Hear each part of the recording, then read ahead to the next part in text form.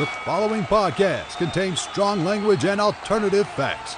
Follow us on Facebook and Twitter at Heel Podcast.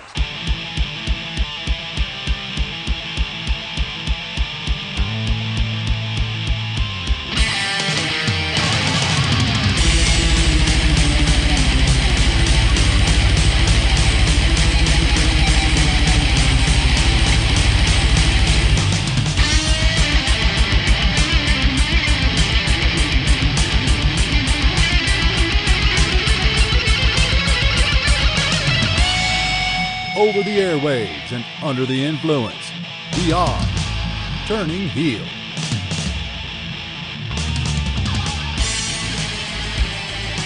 Hello, Internet, and welcome to the Turning Heel Podcast. I am 1/3 of your triple threat. I am the Griz, and with me, as always, is Chris, motherfucking Hughes. Triple threat? I say triple threat. However, Craig has been... Right now he's got his finger up his arse, stuck in a train in the middle of nowhere. He's been kidnapped by pixies. Yeah. The pixies might drop him off before we finish recording, and he might return. Maybe, we'll see. Who knows? I mean, we have been prattling about for a wee while, so... Yeah. Might have had some time for him to get home. Doing some things. Knock, knock. Who's there? Europe. Europe who? No, Europe who? You'd be telling me he was going to do this knock joke on the podcast for the last 2 hours, and I'm absolutely not impressed. Poo's always funny. Unless it's on your shoe. Well, then you could just super kick somebody in the face with it. That's not been done in wrestling yet. I'm pretty sure if we look hard enough, we'll find it. I know, but like we'll probably find some really horrible, like fucking backyard indie fed that would do something like that. Or Japan. True. DDT would do something like that. Yeah, they would. I mean, they booked the fucking the dome. What's it called? The fucking dome that New Japan run every... Tokyo Dome. Yeah. DDP booked the dome for a match with no fans. So they done Minoru Suzuki and somebody else I can't mind the name of, and they had an empty arena match In the Tokyo Dome. Yeah. For fuck's sake. Like there was wrestlers dotted about the whole arena just doing shit. Like Ladybeard was there and he was just singing one of his songs. I love Ladybeard. He is like, right, do you know what my new thing and my new purpose in life is? What's that? To get Ladybeard and Andrew WK to write a song together. Like, it could be called Party Muscles. And you just take it from here, guys. I know you're listening. I wish. See, the fact you've even thought of a name, that just screams to me you've thought about it far too much. Dude, Postman, I've got a lot of time to think. Anyway, we've not been about for a while. Well, yeah, see, to the untrained eye, you would think that we've not actually been about for a while. However, you'd be wrong. Because last week we actually did record a podcast, which I needed to be reminded about because I completely forgot. But, yeah, needless to say, we were at the pub beforehand, which is clearly a no-no in the podcast game, as we learned last week. Yep. So, this past week, we've been debating whether or not to put this out, but it's going to be a little out of date, but I think we should put it out because it is the rundown of Battleground and all that other jazz that's going on. So I think we're going to put it out. We're going to put these two out together as a little bumper pack. So you get 4+ hours of our fucking drunken arses. And we're going to call it the outtake sessions. Yeah. Of basically us just talking shit. 'Cause I mean, we're talking a pile of shit. I think that was most of last week's episode. Yeah. Because I honestly don't remember much that happened last week. I remember nothing. And you've had the file. You could have listened back to it. I'm afraid to listen to it. Like, when we put this up, it's literally going up unedited. Yeah. Fuck it. Because I think, like, you put in... Did we even take a break last week? Nope. Oh, fuck. Oh, no, we did. Did you put that music in? No, you just kind of got up and walked away at one point. Oh. I remember that. Okay. Well, I tend to do that. Yeah, but I wasn't prepared for it because I was drunk. Okay, so yeah, this is right. It's just gonna go up unedited. So if you hear me peeing in the background or something like that, then I apologize. So, right, we've also been in the pub before the show today, but Fairness, we only we had did one only beer. have one pint. So, and we've been doing some other stuff. So, you know. Yeah. So let's get into some topic of discussion. Before we do, just a quick reminder for all the good people listening, you can follow us on Facebook and Twitter at Heel Podcast. If you want to find me on Twitter, I don't know why you would because I never fucking use it, you can get me at The Official Bubs, and you can find Griz at Juggalo Griz. Yeah! Nailing the plugs. Nailed it. And you can get, what's Craig's? Is it at Craig Hermit? I'm sure it is, so, isn't yeah. it? Yeah, you can get Craig at Craig Hermit.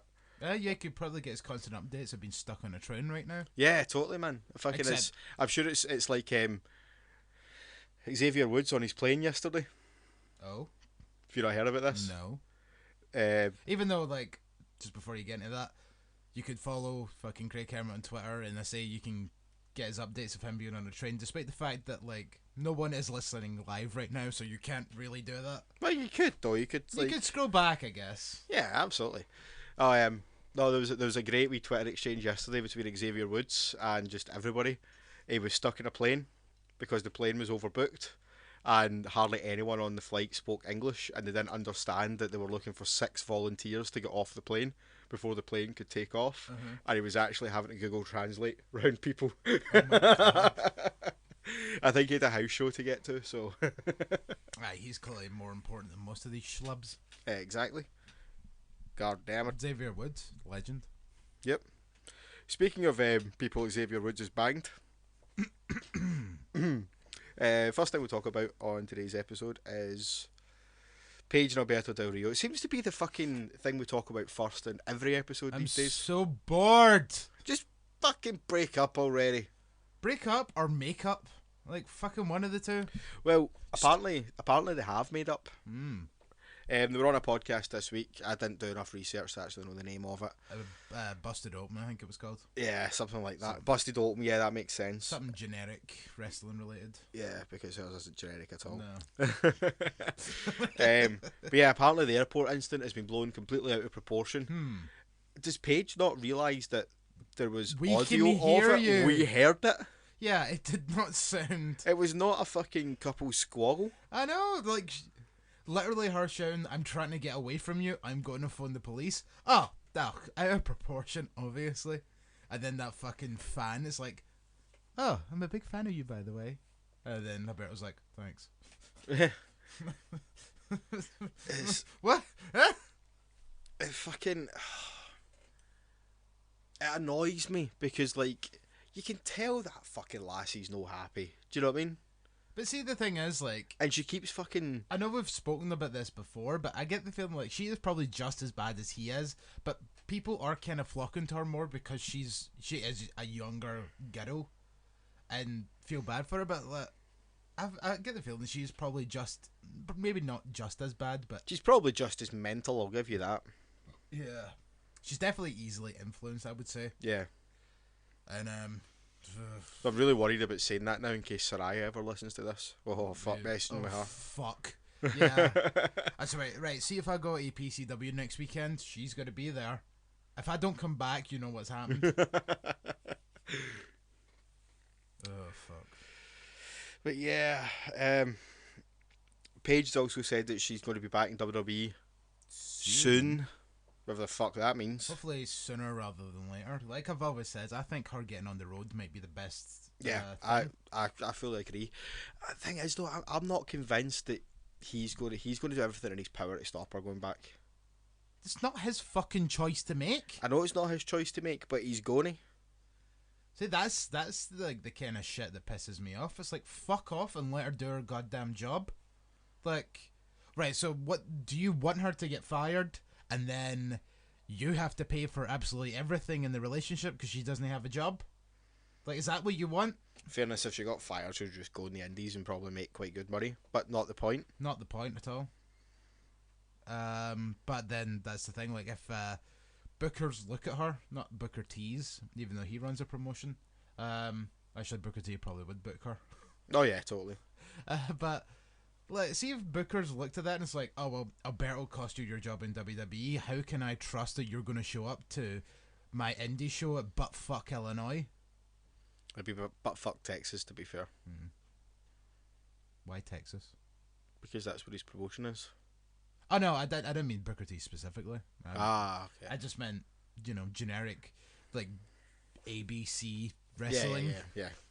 How do I know you're not going to turn up to my show in Morecambe? Because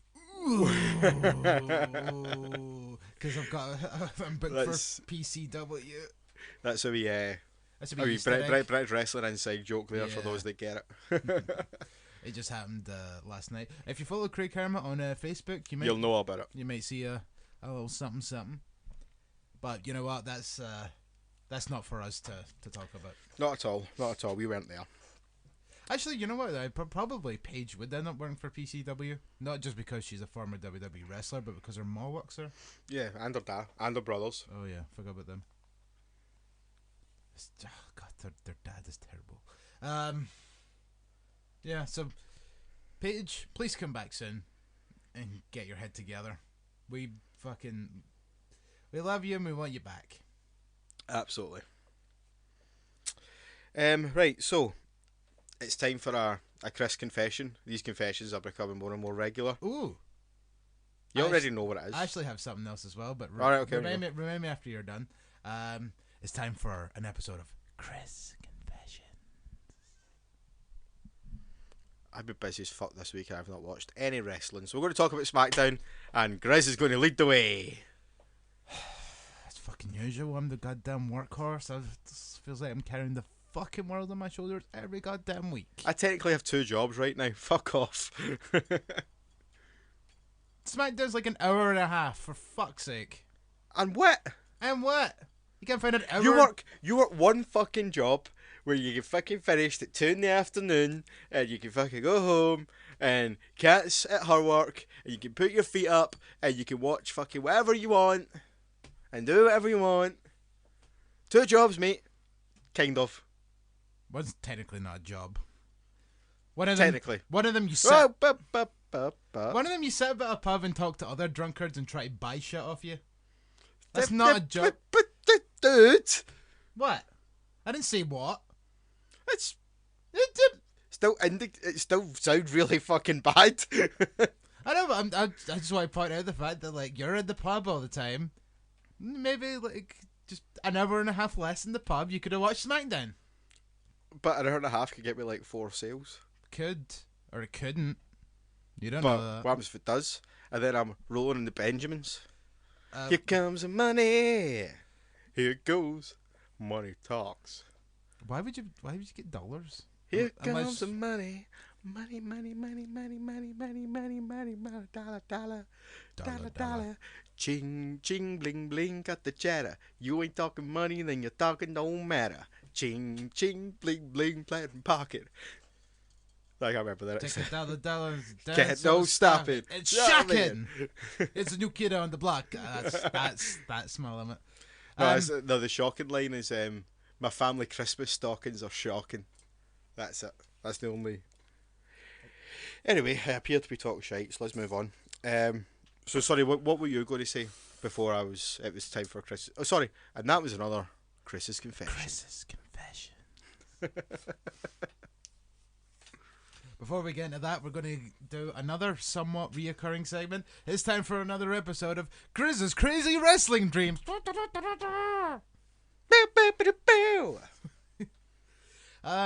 So this one, I was down around Springburn, where my grand's old flat used to be.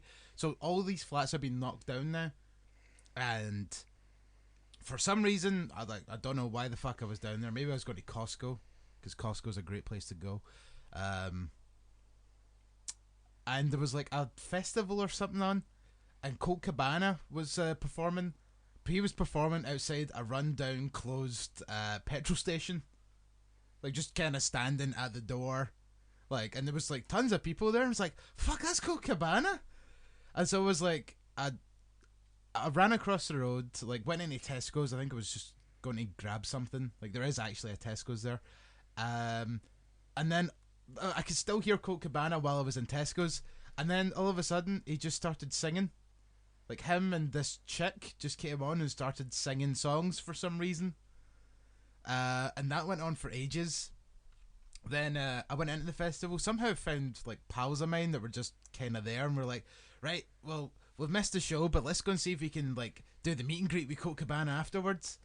And then we heard like wacky music playing. It's like, that must be Colt Cabana because he's a comedian. He plays wacky music. We went in somewhere. I don't know what the fuck this was, and there was just like this tiny band playing in front of like 3 people, and then we were so confused. I'm just adding the effects. No, it's Colt Cabana. It wasn't even that wacky music. It was just like, it was like the music I played for the beginning of this segment. It was just like and then all of a sudden, for some reason, we went on a train. Someone I know from work was there. There was lockers in the train, and he put his shoes in there for some reason, and I was like, why are we on a train? And then we were on a train, and then I woke up. It got really out of hand really quickly. But Colt was there at one point.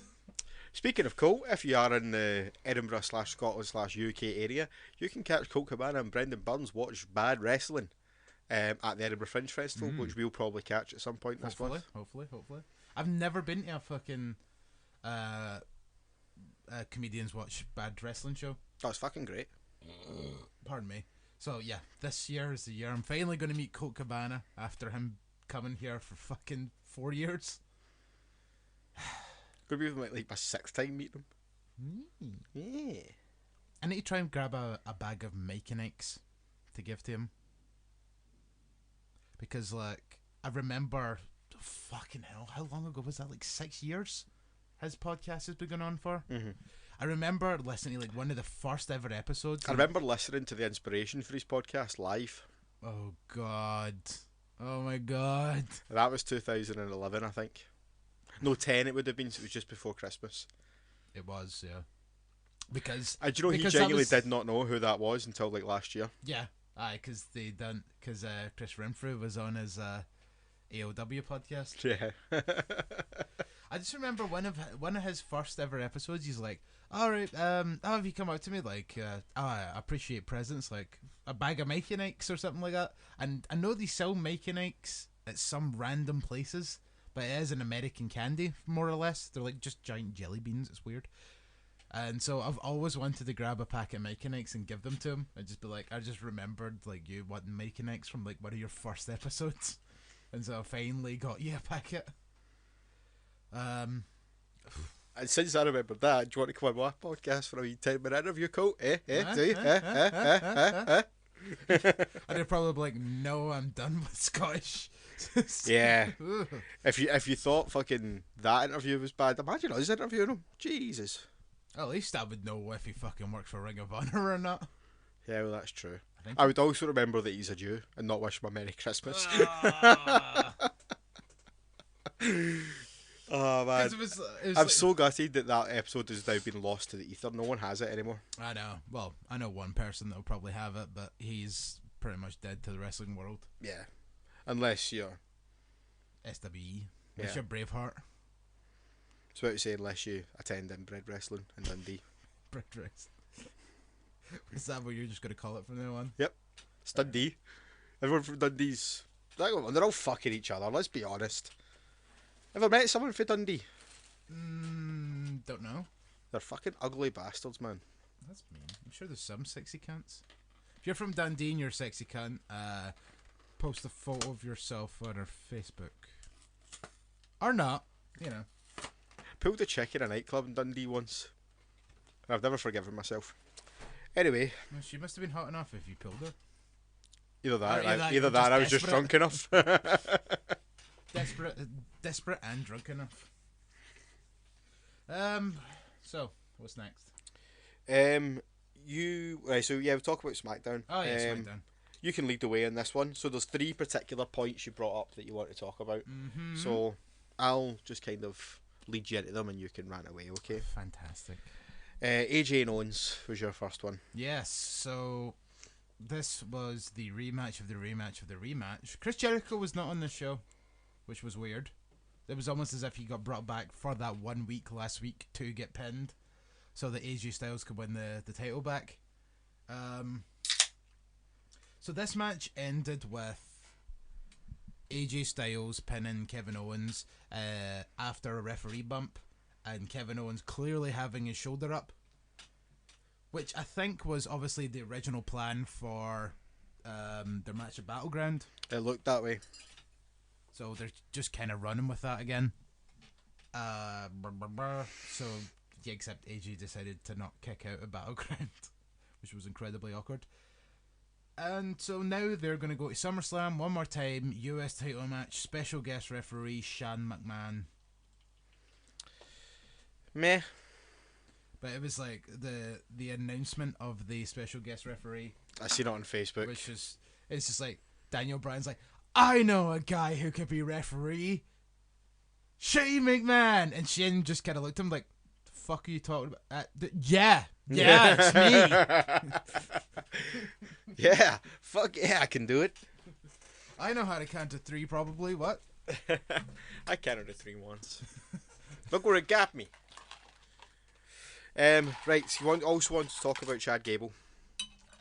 1 second. Ace, ace, ace, ace. Ace is nice, twice as nice. So. Ooh, in fact, just before we do that, have you heard Jason Jordan's new theme song? No, I haven't, but I'm purposely holding off. Lucky you then. Wow. That's why I'm holding off. Whoa. Alright, yeah, because yeah. Almost as bad as another theme song we'll get into later. Mm-hmm. Anyway, so Chad Gable gets to keep the American Alpha theme music. They should totally have stuck with the version of the music actually that we were going to play last week and didn't. Well, oh yeah, the one that we on last week's referenced. episode, yeah. Didn't we play it? Well, we technically still could play it. Yeah. I could just stick it. Could in that at be the a end or special whatever. guest, or is there the door closing? Oh, drum roll. Please stop that. No. Nah, it doesn't sound like it. Cool. Okay. Anyway. We might have a special guest on later. Yeah, maybe. Like we're gonna get a dog in or something like that. So Chad Gable gets to keep the American Alpha theme music, which is good for him. Which is bad for Jason Jordan, considering the fucking crap that he got given. And Chad Gable against Rusev was fucking amazing. Gable's been having really good matches recently. But now that he is legitimately on his own, like, he put in a fucking shift against Rusev. He didn't win, but you know what? Like, he made you a believer. Doesn't need to win. Yeah, exactly. Doesn't need to win. But I also noticed, like, he got ring announced as £202. That would make him a cruiserweight. Why not put him in the cruiserweight division? Because Lord knows 205 Live needs fucking help. And so a slightly established name like Chad Gable, I'd say would be welcome there. Why is Kalisto not in the fucking cruiserweight division? I'll never understand He's it. fucking about on Raw. Like, I thought that was the whole point of moving him to Raw. You'd think, wouldn't you? Like, remember when they put Sin Cara in the fucking cruiserweight division? Well, even for a though whole week. it was like a month, but like it was just more the fact that like clearly Sin Cara is not below £205. Nah, he's a big fat bastard. Right. Mad Hunico. How is it so difficult, WWE, to like try and make people care about 205? Put Chad Gable, put fucking Kalisto in there, boom, easy. 2 guys right there with name recognition. You can even say like fucking Chad Gable, former NXT and WWE SmackDown Tag Team Champion. Fucking Kalisto, 2-time United States Champion. Now they want to be in the Cruiserweight division. That's like a bit of fucking like clout there. You've got something there, and I just don't understand why they are refusing to put them in, because it's not like Kalisto's doing anything fucking else. Yeah, exactly. But see, the thing is, the reason he's not doing it now is because he's fucking shite. Sorry if you like Glasgow. The Glasgow, I can't fucking... Calypso? Callisto. He's fucking pish, man. He's quite literally a legitimate poor man's Rey Mysterio. He's fucking shite, and Rey's not even that good, to be honest with you. I mean, like back in these days when he debuted and he was doing the cruiserweight stuff for WCW, and maybe his first 5 or 6 years in WWE, yeah, Rey Mysterio was awesome. But now it's just kind of like, I've seen this before. I'll give you that. Do you know what I mean? Just. Aye, definitely. Just because they're a luchador, right, doesn't mean they can't have a bit of personality about them. Sure. I mean, I seen Super Crazy wrestle last weekend, and he didn't really do very much. Is he not like 50 now, though? Aye, he's quite old. Did I tell you No. that I met him? No. I didn't tell you? No, you didn't. I met him. Nice! Did you tell him about the sign-off? Yes. What did he say? He just was like, he just got his friends, was like, oh, thank you. Don't know why he sounded German in my impression of him. A camp German? But is there any German that's not camp, to be Oh, fair? thank you. Und...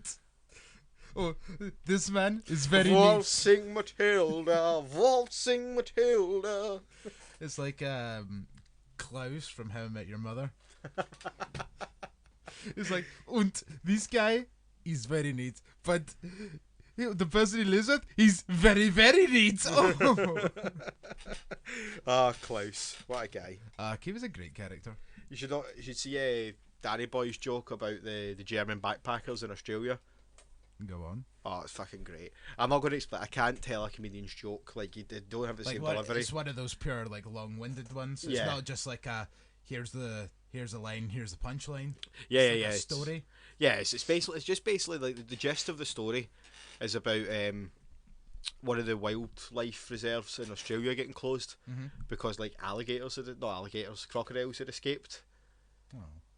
And they were afraid that they were going to eat tourists, basically.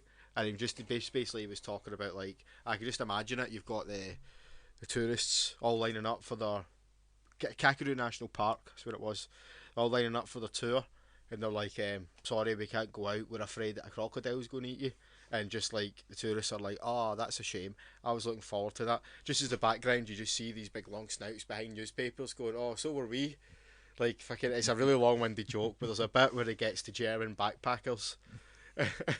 Fucking, look it up, right? Just look it up. Right. Danny Boy crocodiles, fucking great, man. Show us at the end. Show you when we're finished recording. When we're done now.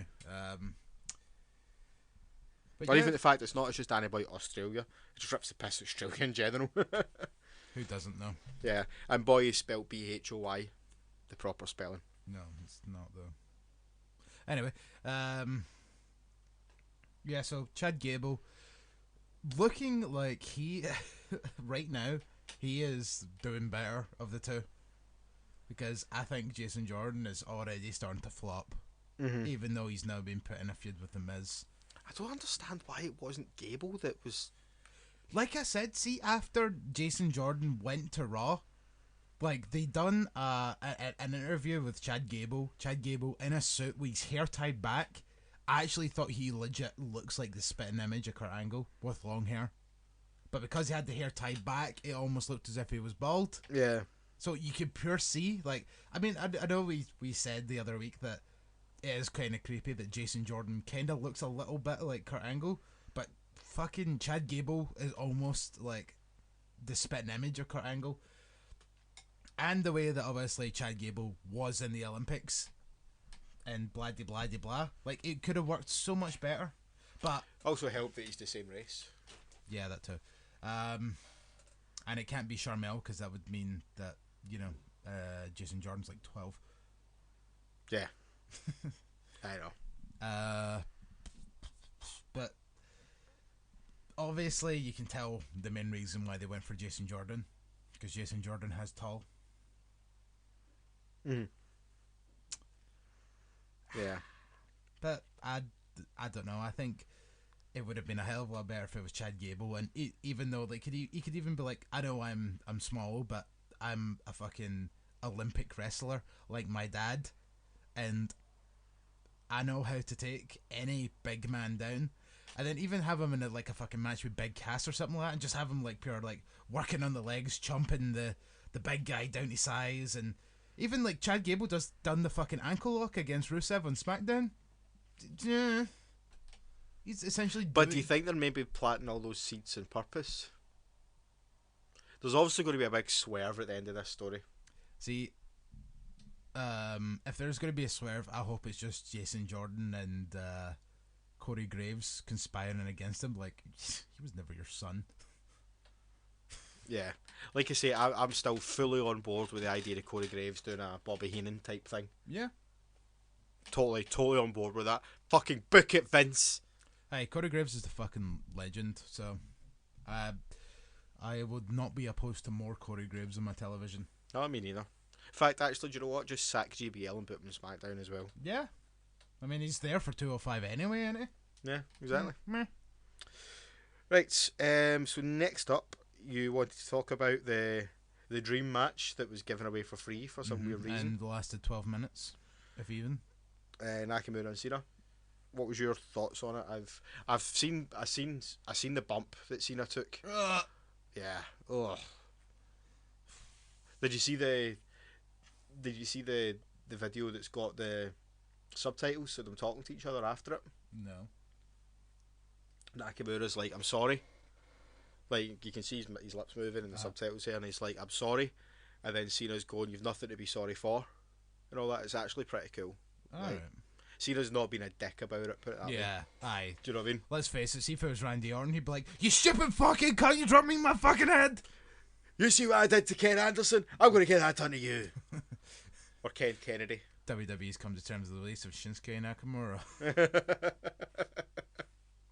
Nah, but Cena seemed to be like really alright with it. Like, accidents happen. But see the thing is though, like, I think it was Cena's fault.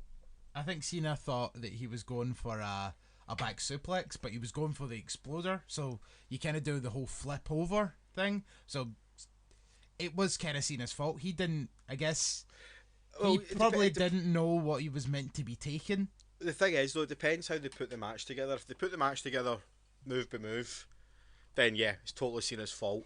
But if they were just kind of calling it on the fly, maybe there's obviously a language barrier there. Maybe Nakamura's called for the exploder. Cena's not actually understood what he said, and that happened. Do you know what I mean? Things happen. I love how you went for the language barrier and I instantly just thought it was like Nakamura can't speak good English, but you actually pure made it seem as if it was Cena's fault. And it was like just completely different from what I thought. Yeah, no, I didn't mean that like Nakamura can speak English. Yeah.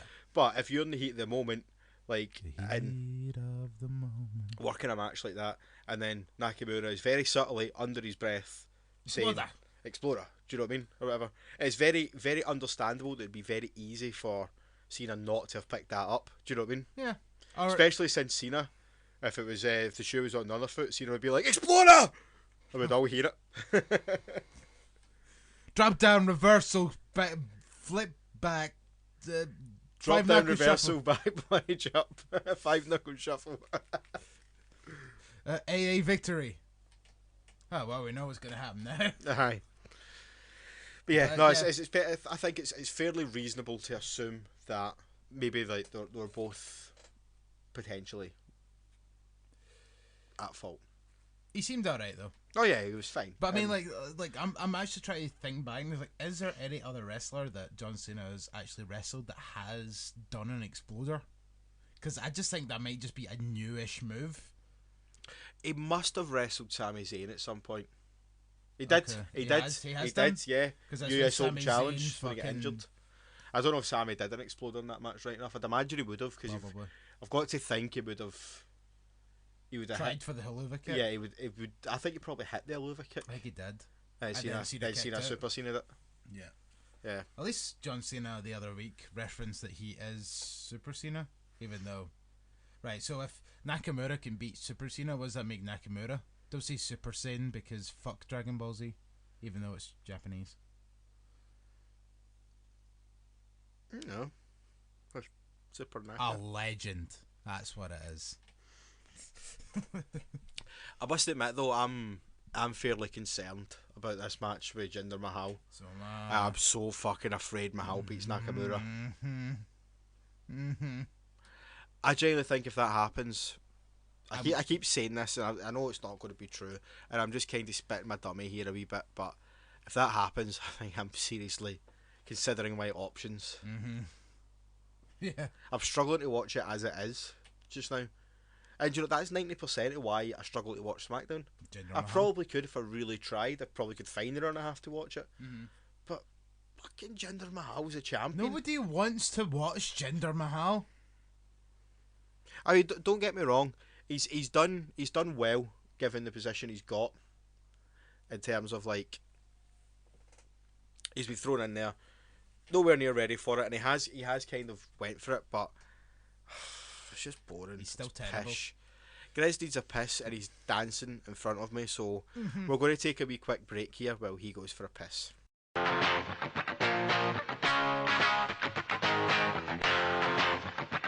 Self high five.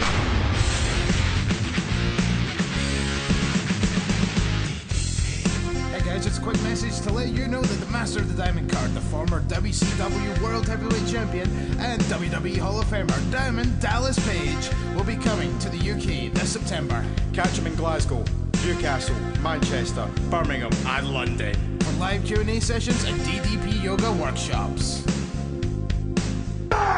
Yo, it's me, it's DDP. For full information, visit ddpuktour.com. That's ddpuktour.com. Bang! And we're back. Griz So- has relieved himself. I guess Craig Hermit is here in spirit. Because like normally you kayfabe me needing to pee. Like you just flat out told everybody this time round. Yep. I fucking hate that. Do you know what else I hate? I've got 5 things I hate. Do you know why I did it? Why? Because you do it at the most awkward times. Wait till we get towards the end of a conversation, then signal, then we can pause it before we went to the next one. I was hoping that you would just kind You of just pause had, it. like, and I then had to completely rush my point there. And my point probably sounded stupid, but I can't be asked going back to it now. Well, your point was fuck Jinder Mahal. So Yeah, like, fuck Jinder! I've said that so many times. I think it's pretty much established right now. Anyway, so I myself have been doing a little thinking over the past couple of weeks, and I've created a top 5 list of things I hate about wrestling. Because, you know, this is, like, super negative show, I mean. Anyway, I know you just don't get it. I think it's just a fun talking point or whatever, but you're just being a jobby about it. So, no particular order, but number 1, the term "this guy loves to have fun" annoys the fucking hell out of me. Yeah! Yeah. Like, every human on Earth loves to have fun, whether it's doing a podcast, having a beer, jacking off to fucking porn or whatever. I do all those things. Hopefully not. I've done all those things today. Hopefully not all at the same time, because that'd be a bit weird. For me to know, you to find out. Well, this worrying because like we are in the middle of a podcast. You've poured a beer, so which means the only thing left to do is the porn. I've done bits of this podcast on my own before. Ew. Who knows what I was doing? Who knows? But anyway, yeah, that term annoys the fucking hell out of me. I'm sick to death of hearing I it. just wanted to have fun. Oh, but this guy loves to have fun. Yeah, that's a fair point. Actually, that does kind of do my tits in as well. Number 2, the term a rivalry renewed. So 2 people that used to be in a rivalry once before, and they just conveniently get booked in a one-on-one match. All of a sudden, the rivalry's been renewed. It's like, it's not though. Do you know the funny thing is? See, when you say that, I just hear it in Michael Cole's voice because I'm pretty sure he's the only one that ever says it. Now they say it a lot on SmackDown recently. Very recently, actually. I think it was. Ooh, let's have a think. I think it was fucking Rusev and Cena. It's like a rivalry renewed, and it's like they had one fucking match. Yeah. Number 3, terrible taglines and nicknames shoehorned in, like "Remember the Rumble." That was bad. The artist. The artist. Yep, that was another one. I know, because like there was a couple of weeks where he came out and they were like, "He is the artist Shinsuke Nakamura," and they've dropped that now. They've also Thank fuck for that, man. see that one's not as bad as some other ones, like the Big Dog and the Monster Among Men, because that just sounds so unnatural when he's talking. But the thing is, though, with the artist thing, that was obviously supposed to be like a throwback to Nakamura's influence by Prince. Uh-huh. And it's like, but he's far more influenced by Michael Freddie Jackson. Mercury and Michael Jackson Yeah. than Prince. Do you know what I mean? That just fucking annoyed me. They could have done something with the King. Yeah. Well, like, obviously, because Freddie Mercury was in Queen, they could have figured something out round that. Do you know what I mean? I know, It would make a lot more sense. Don't call him the Queen, that's weird. Yeah, I know that's weird, but they could have done something with the King. Mm-hmm. I mean, he is the King of Strong Style. And he wore a crown that one time. See, even if they had him coming out in a crown, that'd be fine. As long as it was a fucking awesome crown. Ooh. Not like a pure tacky, stupid What thing. if they brought back King of the Ring, and then he won that, and then he would literally be the king of Shinsuke Nakamura. He'd be the king of strong style. Yeah. He's Or like, even they would just be the king then, because he's not the way they normally do it, like King Barrett and all that, or King Sheamus. oh god, They have to put the before it. The King, King. Shinsuke Nakamura. That would work. Then not have him come out and look stupid. Like, have him come out with a bad, like the fucking one that he had at Wrestle Kingdom that one time, like 2 or 3 years ago. Yeah, see if it's a badass crown. Uh-huh. Like, not just a stupid generic fucking... like fucking like, it need Burger to be King like... crown. It'd be cool if it was kind of like a badass crown that looked like it was made of thorns or something like that. Do you know what I mean? That'd be fucking quality. Fucking book it, Vince! Or if he won the belt, turned that into a crown. Yeah, that'd be alright as well, actually. Yeah. I think I might get old quite quickly. But But yeah, no, I'd be into that. I mean, like, glowed in a crown. Oh, this is completely off topic, but it's something I meant to bring up to you. Do you think we're going to see the return of the Demon Yeah, of course. at That's SummerSlam? the whole point of this feud. It's got to be into it. Yeah. Yeah, because fucking hell, man. What the fuck happened there? It's like I had the fucking like aneurysm or something. Was it demons escaping you? Yeah. Let some evil out. I'm certain I that do that when I fart. probably between now and SummerSlam, I reckon that Finn Balor and Bray Wyatt are going to have a match. You know, standard Finn Balor, and he's going to lose. And then he'll be like, I know what I need to do. That's Australian. Oh my god! What the fuck was that? I told you I'm not good at accents. I know what I need. diddly-gee, potatoes! Right. I know what I need to do. I know what I need to do. Oh, It's for- still Australian. Right, hold on.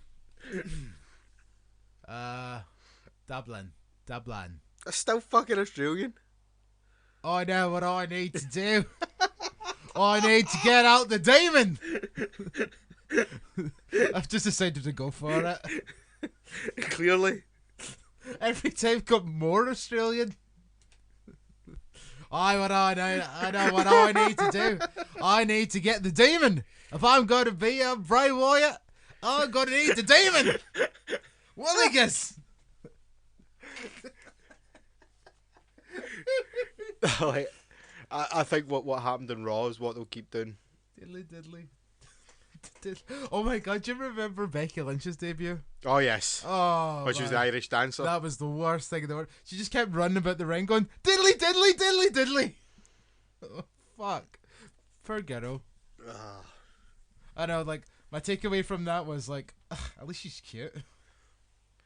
And then she became awesome. Yeah, it turned out she was Thank awesome. Fuck for that.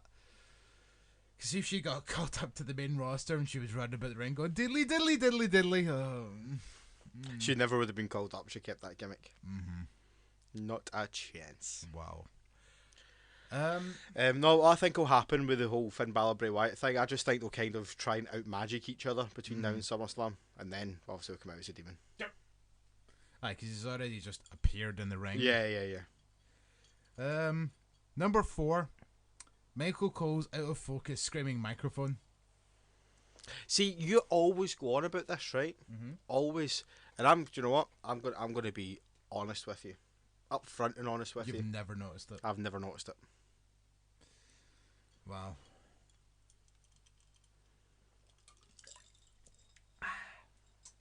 Maybe I have, it just doesn't bother me, therefore it's not in my mind. It bothers me though. And see, when something bothers me, it won't leave. I'll notice every single time that happens because it annoys me so much. The first one I remembered was at the Royal Rumble. You were with me at the time when we watched the Royal Rumble. Mm-hmm. And I pointed it out at the time. And then, like, since then, it's became a thing. It's as if he grabs the microphone and makes it all distorted while he's trying to... Oh my god, it's Roman Reigns! Like that. Like, it's as if he actually grabs the little microphone bit and then, like, holds it as if he's, like, talking into it, like, really intensely. And it drives me nuts because it sounds terrible, but yet he clearly gets told to keep doing it because he keeps doing it. I think what it is I think he does it when he's expecting the crowd to get really loud. Because it's like, if anyone works in a call centre, right? If you're in a loud environment, in a call centre, because customers outside the phone will say, "Yeah, I can't hear you." Yeah, and the way to resolve that is you just put your around the actual microphone and talk into your hand like this. Okay. I think that's maybe what he's doing, and the reason it doesn't bother me is because I'm used to that sound. Because I work in a fucking call centre. But it always happens at pure grandiose moments. Yeah, see, that's the point, because they're expecting the crowd to be loud. But they don't. So he's trying to shield his actual microphone, and he's talking into it like that. Roman Reigns! The big dog! Maybe you're right, but still, it drives me fucking nuts. Fair enough. Like, I can't say I've ever really noticed it, but that theory would make sense to me anyway. Because it happened once, again, very recently, and that's how I added it to my list, because I forgot about it. I think it was during when Braun Strowman attacked Joe and Reigns during their number 1 contenders match. So it was only about 2 weeks ago, and then that reminded me, and it's like, I fucking hate that. And number 5, not specifically this company. You just went from number 2 to number 5? No, I didn't. You said number 2 last time? No, I didn't. Number 1 was This Guy Loves to Have Fun. Number 2, Rivalry Renewed. Number 3, Terrible Taglines and Nicknames. Number 4, Michael Cole's Focused Screaming Microphone. No, but I'm sure you said, and number 2 is Michael Cole, blah, blah, blah. We'll listen to it back when we finish, but I'm sure you said number 2 there. Okay. And I got really confused. So I was like, maybe he's doing like top 5 as in working his way backwards. I just hadn't noticed until now. Well, they're in no particular order anyway, so what the fuck does it matter? Fair enough. What's your number 5/1? Jinder Mahal. No, I'm kidding. We can all agree on that. He was admittedly there, but then I found something else that annoys me instead. Jinder, you didn't make the list. Oh, you've made my shit list, believe me.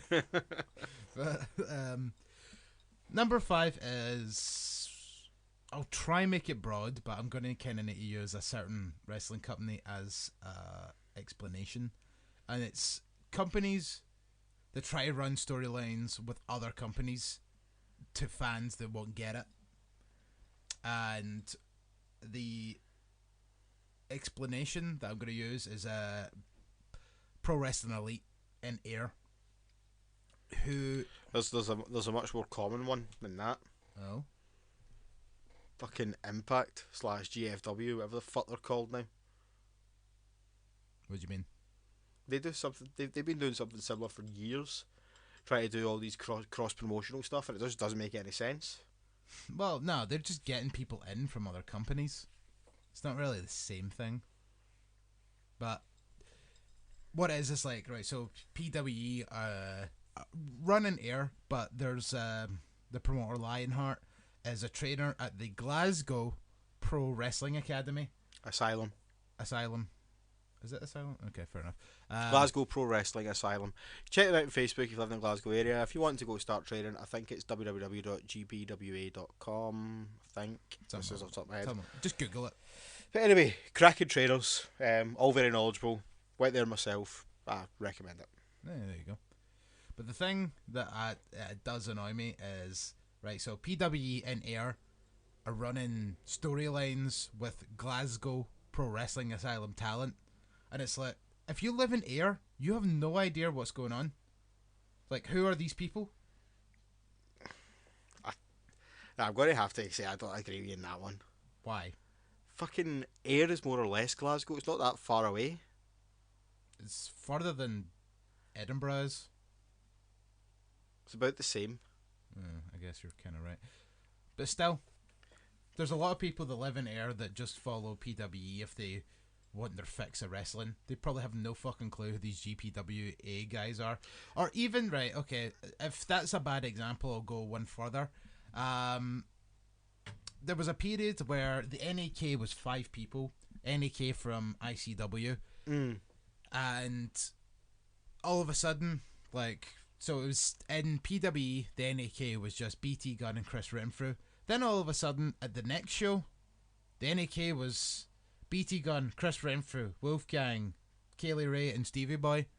Then at the next show, because all this storyline happened at ICW, where they all fell out and bounced. So, like, at the next show was the Royal Rumble, where Wolfgang and Stevie Boy came out and just attacked Chris Renfrew and BT Gunn for no real reason.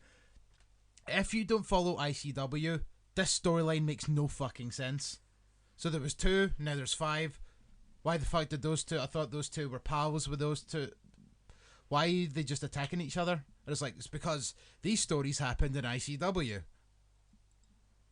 Not every fucking promotion needs to be linked. You can have your own storylines. Yeah, well, the NAK are still together in a lot of other promotions. Not in PWE anymore. I don't not in PWE anymore, but particularly down south they are. Mm-hmm. They still tie together a lot down south. They were down in London recently. I'm trying to remember what the promotion was. I think it may have been Rev Pro. Very high possibility I'm wrong. Rev Pro? But they were in London recently, tagging as the NAK. No disrespect. Very high possibility I'm wrong. But Rev Pro's the name that's popping into my head. No disrespect to the NAK, but like in any way, shape, or form, because the 2 of them are fucking fantastic. I don't see them as Rev Pro wrestlers. I don't know whether you want to take that in a bad way or not, or if it's just kind of, they just don't seem like the kind of people that Rev Pro would book, because Rev Pro would rather book people from New Japan. I think, to be honest with you, I think I'm wrong. They were definitely down in London. When I say recently, I mean in the last month or so. Mm-hmm. Tagging together. What other promotions are in London? Obviously wasn't Progress. Triple X or something like that? Nah. Southside? Maybe Southside. Are they even in London? I can't tell. Southside! Hold on. So, yeah, it's stuff like that. Like, I guess it's more so like promotions kind of using storylines from other promotions and then just passing them off as if everybody should know. Like, okay, there we go. Like, WWE expecting everybody to watch NXT, so when they call up an NXT wrestler, they just expect everybody to know who that is. Like, it's the same kind of thing.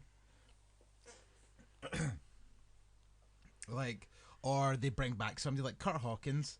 I feel as if WWE brought him back and they expected people to know who he is, and nobody knows who the fuck he is. I still think they seriously missed a fucking... missed the boat on when Kurt Hawkins was on SmackDown having a altercation with Mojo and Zack Ryder. Aye. Like, he could be like, so you're with this guy now? And he'd be like, yeah. But then Kurt Hawkins would be like, we won the tag belts together. What's he ever done for you? Aye. I mean, they had the belts for like a fucking 3 weeks, but fucking ruined Miz's first tag title run.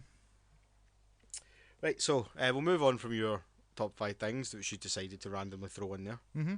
Because it'd been mainly do it for weeks, so I was just like, right, now's the chance. There's a really cool video doing the rounds yesterday, which has got a lot of people debating this topic again. But the dick flip. Dick flip. The backstory to the video is it's Joey Ryan dick flipping Mick Foley, and Mick Foley looked great in this. Yeah, fantastic. He looked so healthy, and he even did a flip bump to flip sell bump? the dick flip. Dick flip. Yeah, It's just dick a flip. great fucking name. What's your thoughts on it? Because I posted this on a wrestling group that we're both on yesterday, Yeah.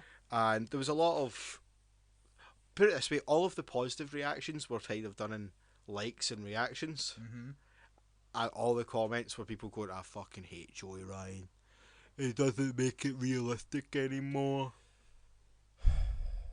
What's your thoughts on it? By the way, I do realise some people from that group listen to this, and I didn't mean that to take the piss or anything. It's a thing us Scottish people do. It's a talking point. So right, obviously everyone is entitled to their opinion, but Absolutely, 100%. what I will say is, like, if you don't like comedy wrestling, don't watch it. I mean, I know, like, you talk about seriousness, and to an extent, there probably should be seriousness when it comes to wrestling. But that's why you have your guys like Joey Ryan, your Colt Cabanas, Santino Morella's, you know, for a bit of comedy, like Keith Slater as well.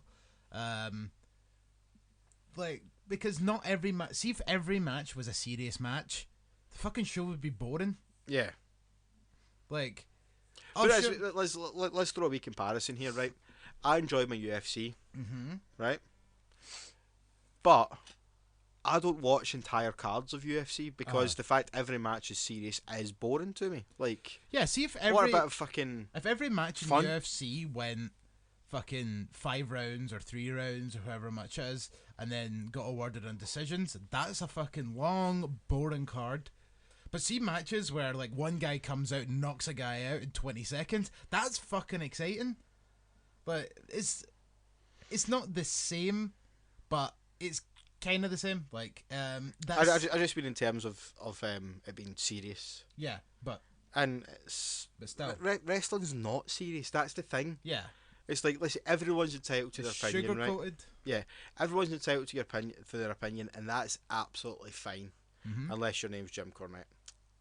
Or Sean Parks. That's a bit harsh. I just haven't made fun of him in a while. And he's not done a podcast in a while, so I think, like, maybe if I make fun of him more, he might, like, you know, do podcasts again.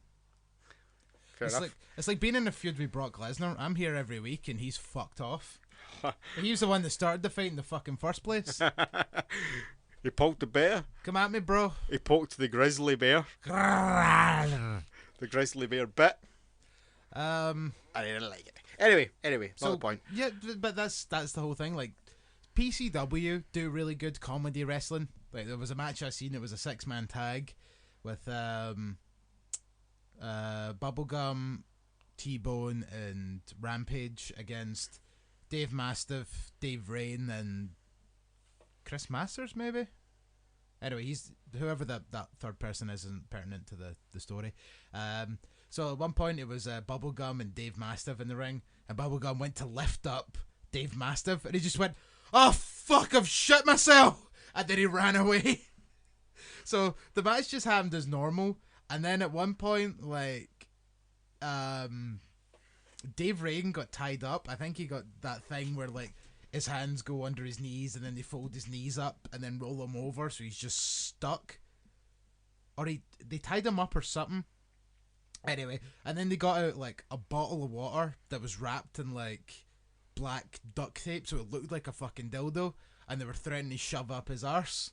And then, like, Mastiff and whoever else were, like, fighting off the Rampage and T-Bone, and then Bubblegum came back out, like, with toilet roll hanging out his trunks, and he rolled up Dave Rain, because Dave Rain couldn't, like, move because he was stuck in this position. 1, 2, 3, fucking hilarious match, and, like, stuff like that.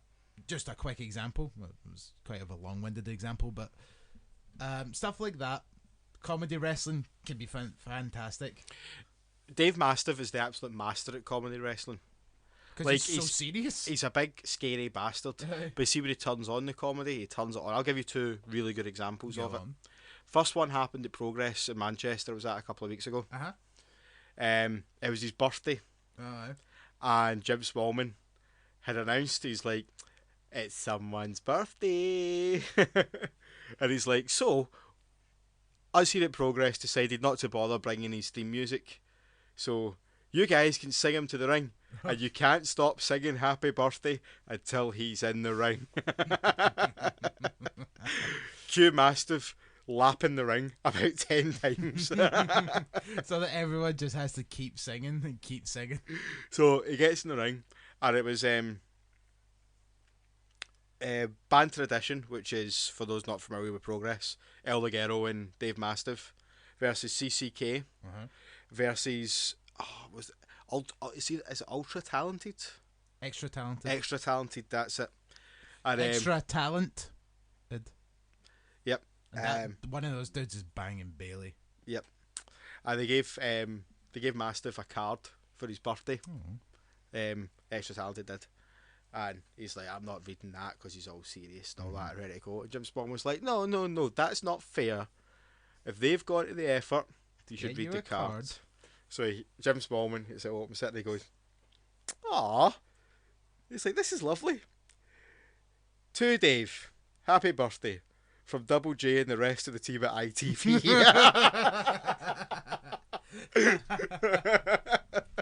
Wah, wah.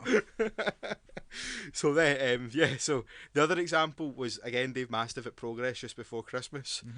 Went to see the show in Sheffield, and it was a week before Christmas. Mastiff was introduced as and his tag team partner. He's big, he's bad. Ask your mum. He comes more than one time a year.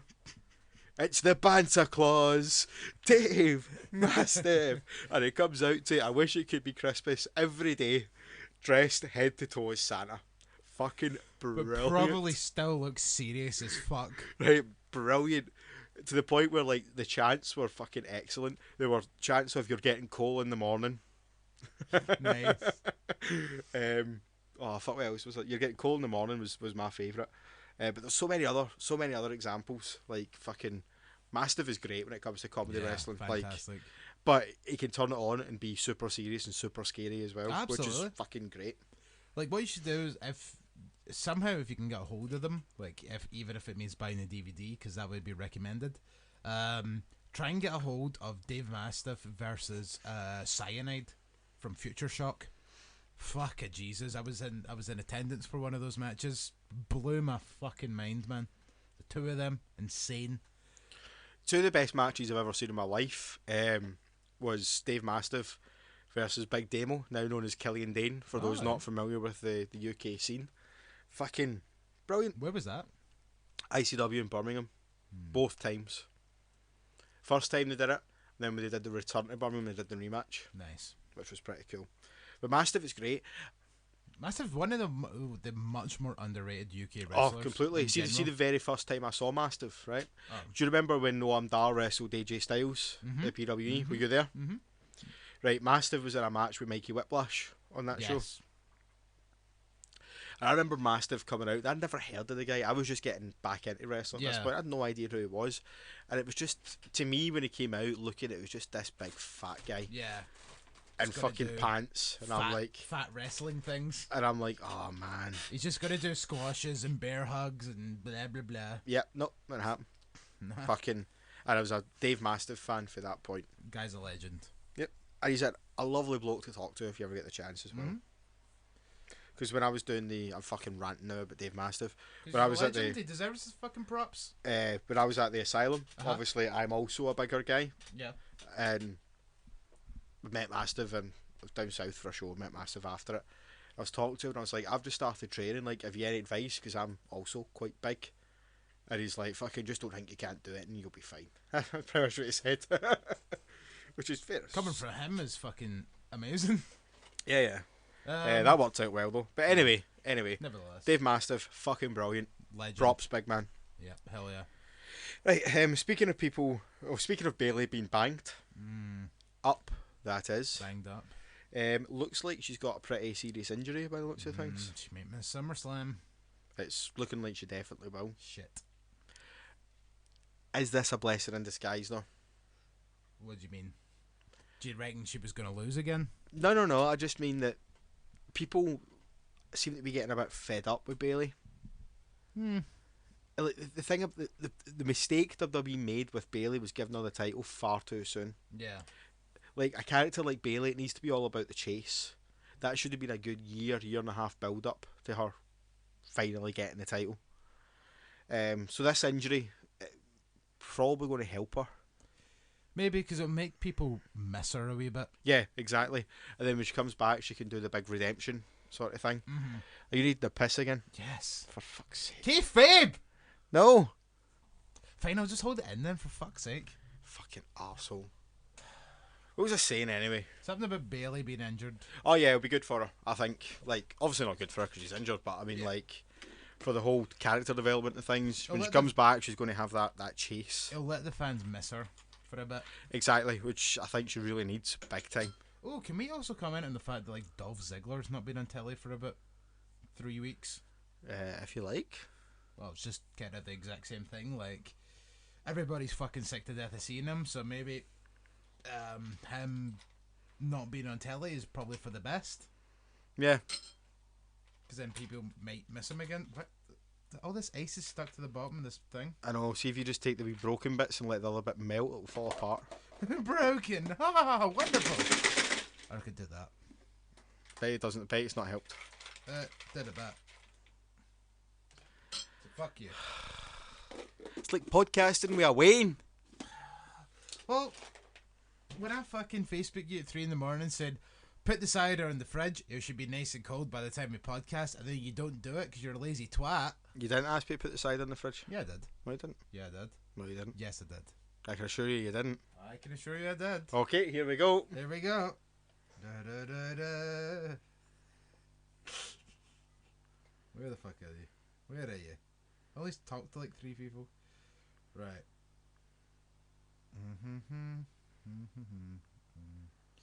I was on stick. Not too much tonight, no.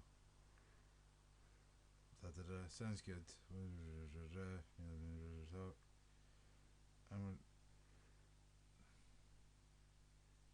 Ah, fuck, you did. Yeah! Yeah! Your message you made at 3 in the morning, right?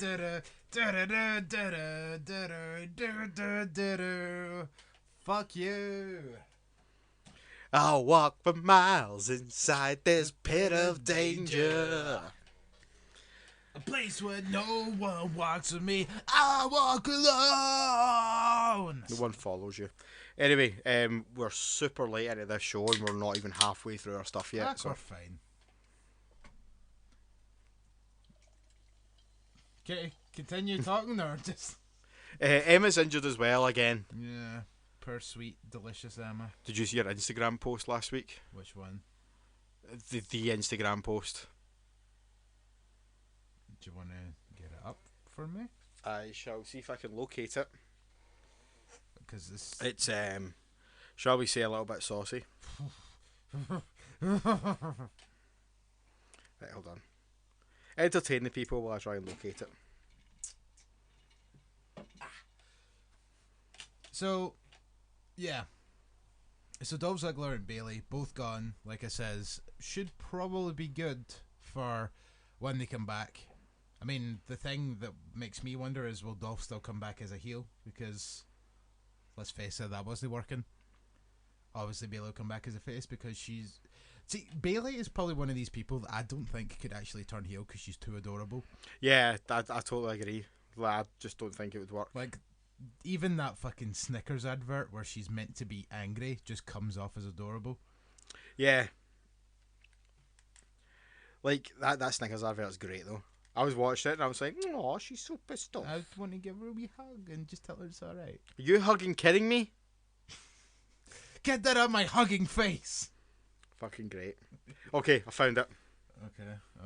Right, so you might be able to hear the first...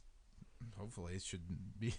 I was about to say you might hear the first ever boner live on podcast, but... I'll be back in a minute.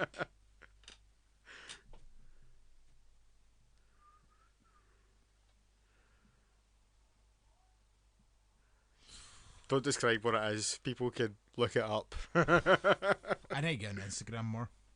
Yeah, see, the only reason I saw it was because there was a meme posted. But apparently she said something to Kurt Angle and Raw. It was like, I might just start dating your son. Yeah. And then it was that picture of Jason Jordan going, okay. Yeah. If I was Jason Jordan, I'd be like, yeah. But yeah, it's an interesting photo. Oh, yeah, I'm really interested right now. I'm quite gutted for her. She's injured again. Apparently it's an eye injury this time, and like I've said before, we'll say again, once again, it's not her fault. Somebody else injured her. So, I don't see why she needs to be the person to take the fucking fall here and be made to look like an asshole. But the thing is, though, that's not going to be the way they look at it. It should be the way they look at it, though. I know it should be, but it won't be. Right. This is something that I'm quite passionate about. We're going to talk about next. Go on. Well, the first part I'm not so passionate about. The second part I am.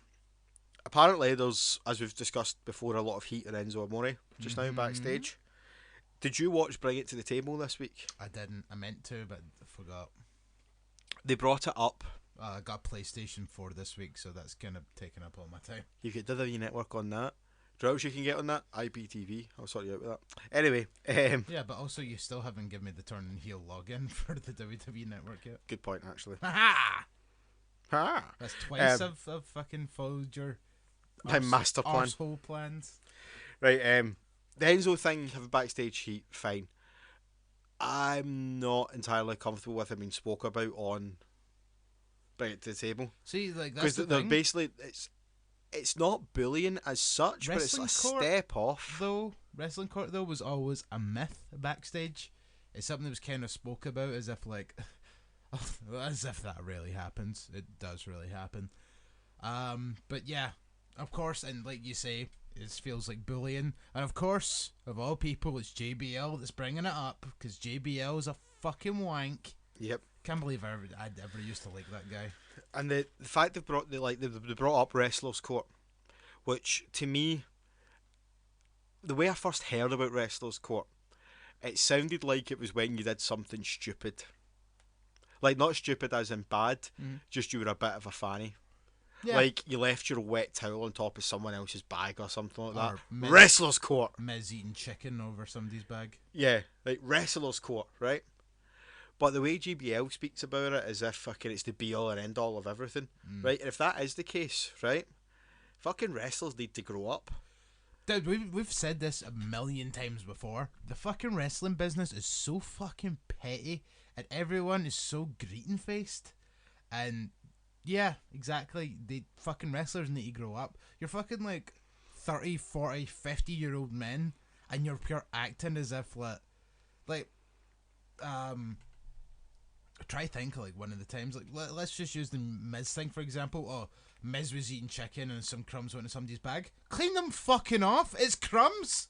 It's not like he just like fucking bought a bottle of fucking ketchup went Aye, and then I see squirted that's the when whole it thing goes in too somebody's far. bag. Like my point was, like, I always thought of Wrestlers Court to be, say someone does a rib on someone and Yeah. they Didn't like it. no, they do a rib on someone and that person tries to rib them back, and the rib back they do is utter shit.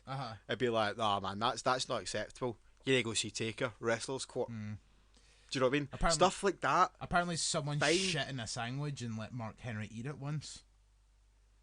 Did Mark Henry complain? I don't think he did. Probably because he knew that he could probably rip heads off of people Yeah. legitimately. Yep. But the whole concept of Wrestlers Court's daft, right? We all know what you do for a living. You're a postman, right? And most people know I work in a fucking bank, right? If we had fucking postman court and bankers court, Yeah. we'd never do any fucking work, because 90% of the people we work with are arseholes. Yeah. And they'd be like, oh yeah, And that's fucking life. he Deal with it. He deserves to be fired. And it's like, says nothing to do with you, shut the fuck up. Yeah. Fucking exactly. You fucking turn up, you do what you need to do, and you fucking go home. Yep. And one of the arguments says, oh, but the difference is these guys need to spend their entire fucking weeks together and all that. It's like, well, no, they don't. They fucking... You travel together with your friends, the people you get on with. You don't travel with people you don't get on with. Yeah, totally. Do you know what I mean? And I mean, let's face it. Let's put it this way, if we were fucking wrestlers, I wouldn't travel with you. Oh. Fuck you then. But yeah, the whole argument that it's because that they need to spend so much time together and all that's fucking nonsense. They need to spend a couple of no more than fucking I need to spend with the people I work with. I hang out with people that I work with outside of work, and I hang out with them because they're my friends. True. Do you know what I mean? Like Yeah. fucking, I don't choose to hang out with the fucking arseholes. No. Because they're arseholes. See- That's fucking life. Yep. Because there's arseholes in every walk of life. Like, believe you me, I've got some fucking stories about arseholes in my work. Oofed. And that's not even the customers, that's just other postmen. Exactly, that's the point. Ugh. Like, that's the real fucking world. And sometimes I think wrestlers spend so much time living in this fucking kayfabed fantasy that they don't actually come around with the real world is all about. Is he saying that? Like, what it says, like, obviously there's arseholes in every kind of thing. Like, I still need to be professional enough that I need to go into my work and be around said arseholes. Exactly. And have to, And you have to put up have with to it. get on with what I have to get on with. Exactly. You know, like, just like what they have to do. Like, granted, sometimes, like, if you don't like somebody, you may get booked in a match with them. You still need to be professional and go in the ring and have a wrestle. Like, that's your job. Yeah. Like, for example, work last week, I got asked to take on a project with a colleague, right? Won't say names or anything. The colleague I asked to take it on with is actually a colleague I got on very well with. Fine. So, we did it, all done. But if I'd been asked to do it with a colleague that I didn't get on with, that doesn't matter. I still need to fucking You do still it. need to do it. Do you know what I mean? It's like, You're still getting paid to do this, so you Yeah. may as well just do it. if you don't like someone you work with, that is perfectly okay. But you need to fucking be an adult about it. I've had to work with people that I don't like. in work, Exactly. and it's Don't get me wrong, your heart sinks a little. You're like, Yeah, oh, definitely. this guy, or this fucking girl. every day you're oh. walking towards the office and you're like, fucking need to work with him again today.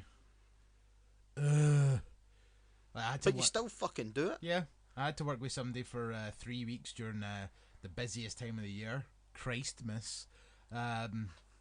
Couldn't could barely stand the guy, and like there was points where I was honestly just pure about to fucking like leather him while he was like driving the van, so he would crash, and then we could get like a couple of weeks off. But like it got that close. That at some sounds points. like an insurance scam more than not liking someone. No, I'm just kind of hoping like, right, if I'd leather him, then we'll crash. I get a couple of weeks off as well, and then I don't need to work with him for a couple of weeks because we'll both be hurt. Okay. Point taken. Maybe holes in my logic a little bit, but At least you're not wanting to burn it down.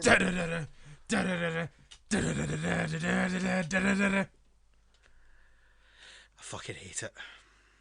It was just It's so so out of place. it was It so- doesn't work. jarring. Like, just every week I'm pure waiting. It's like, are they gonna use the Downstate theme song? Oh, no.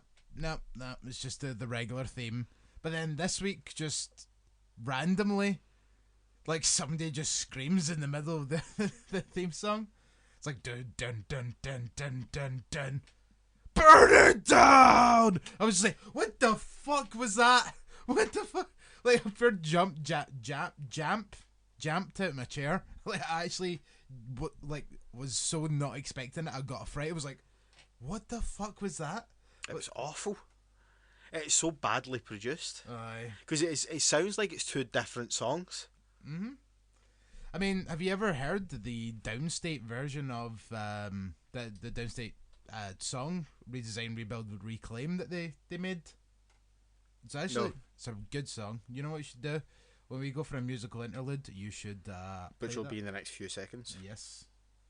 See that? We timed that perfect. It's almost like we planned it. Turning heel planned. So with that being said, we'll take a little musical break with Burn It Down! No, we won't. But we'll be back then, state. Yeah.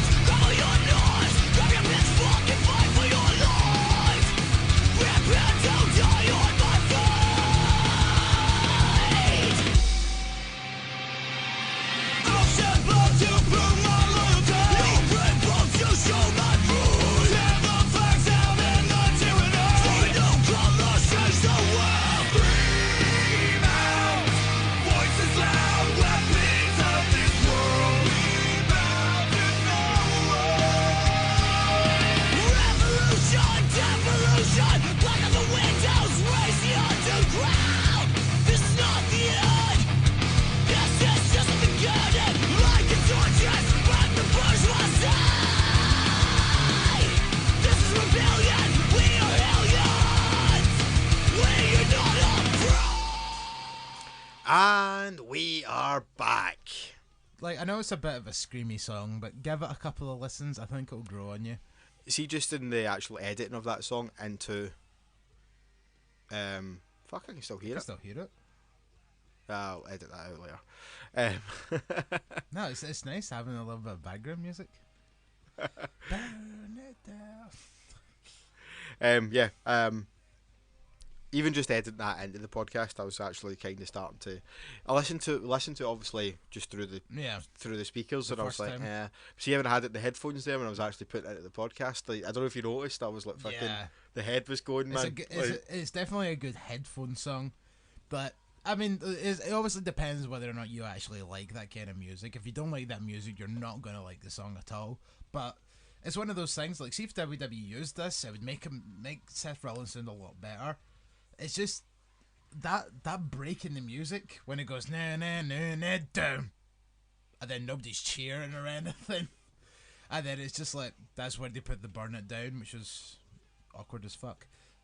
And then it's just the same theme music. Like, at least if it had lyrics, it's like, right, okay, there's something happening here. This is a ridiculously slow fade out on this tune. Like, I still fucking hear it. I think you just kind of didn't thingy it down properly. Yeah, I've not got it down to 0. That's the problem. It's fine. Fuck it, let's just leave it in. I actually kind of like that. I might start experimenting how we can do that going forward. Like, just We'll just drop the middle song so we can still play it the whole way through. We'll just kind of talk over yeah. it. I mean, Fucking interesting. I think there's a couple of times where like stuff like this would have worked perfectly, and you would just go like, "No, this is what I'm gonna do," because I'm the producer of the show. I'm not a fucking producer of the show. I'm just the only one that knows what buttons to push. That didn't make me a producer. That's right. Like, That makes me someone who can work YouTube. try to big you up a wee bit there, but since you're so down on yourself, Jesus Christ. So next up we'll talk about the debut of Kyle O'Reilly. Oh really? O'Reilly. Oh, I miss Rhea O'Reilly. Yeah, me too. I hit on her once after a Fierce Female show. That's probably why she doesn't come to Glasgow anymore. I mean, I tried to hit on her, and by hit on her, I mean I bought her t-shirt. But that was like kind of my code for I fancy you, so I'll buy your t-shirt. I did the whole, were you on the show tonight? Oh, I really enjoyed your match. Can I buy you a drink? And she just went, no. And I'm like, okay. I done that at Debbie Sharp recently. She was just hanging about the bar. I was like, Debbie, can I buy you a drink? And she's like, nah, I'm okay. I was like, sorry, I'm just a big fan. So probably should have just put a Y at the end of it. It was like, I'm just a big fanny. And I just kind of scuttled back to where I was going with my... See if we go to the pub after we finish this episode. Ask Rob about his Ken Anderson experience. Because everybody has a Ken Anderson experience. Yeah, he met him really drunk and just basically pissed him off. At least the wrestlers we pissed off were both female and attractive. I don't think I pissed her off. I was just trying to be nice, but I was drunk in the You process. probably pissed her off. I pissed off Jimmy Havoc once, which is definitely something I don't recommend. Well, that's terrifying. I skipped him in the barbecue. I actually didn't mean to skip him.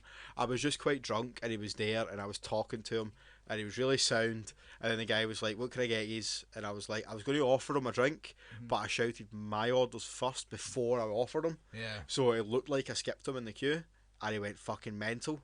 And I was like, I'm sorry, man. I was genuinely going to say fucking what you wanting. I was going to buy you around. And he was fucking raging about it, so I don't think he believed me. But that was genuinely what I was going to do. Aye. And it was the most terrifying 'Cause experience of my life. Don't piss off Jimmy Havoc. Yeah. You've seen what happens when that happens. He'll fucking stab you.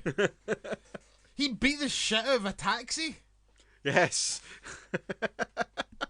Which, if you haven't heard that story, check out Jim Smallman's podcast from live at Super Strong Style 16 this year. It's a fucking beast.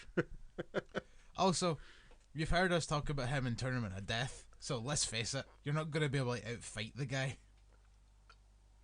Glug glug. Glug, glug. Yeah, so that's my story about how I scared Rio O'Reilly and pissed off Jimmy Havoc all in the space of a week. Fantastic. But what did Jimmy say? That's what I want to know. Basically, I was like, the guy was like, what are you drinking? And I was like, was we pause? I was like, can I get 2 Jack Daniels and Coke and 2 pints of Foster's?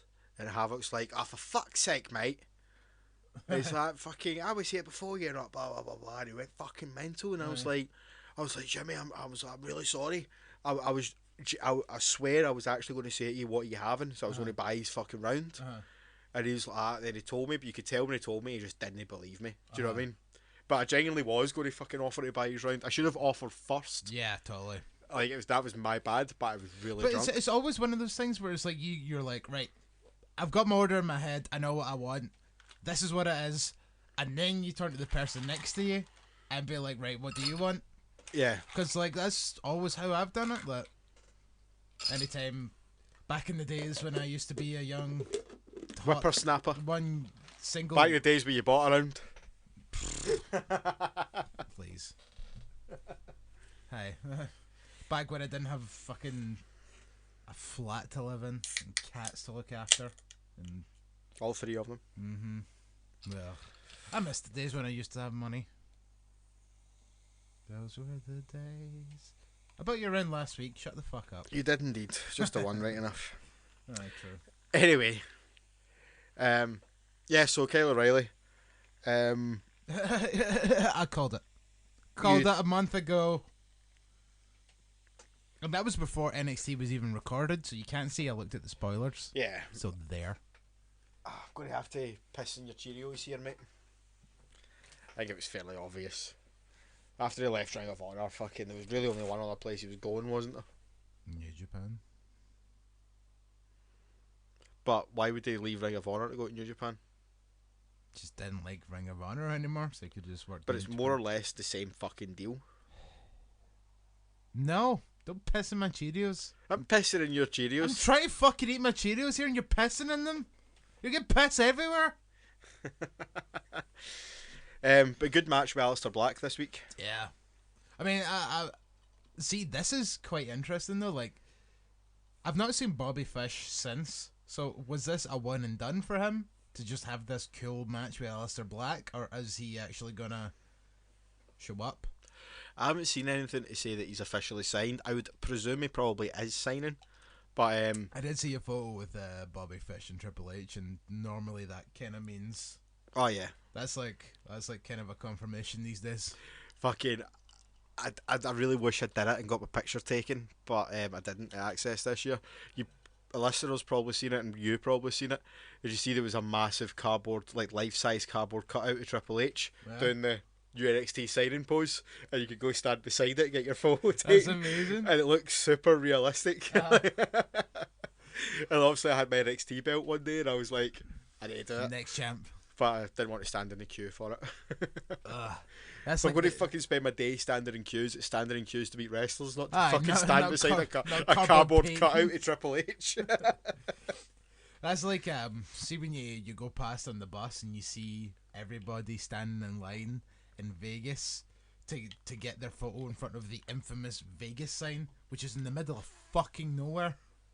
Like, just this line of people. It's insane. I can imagine.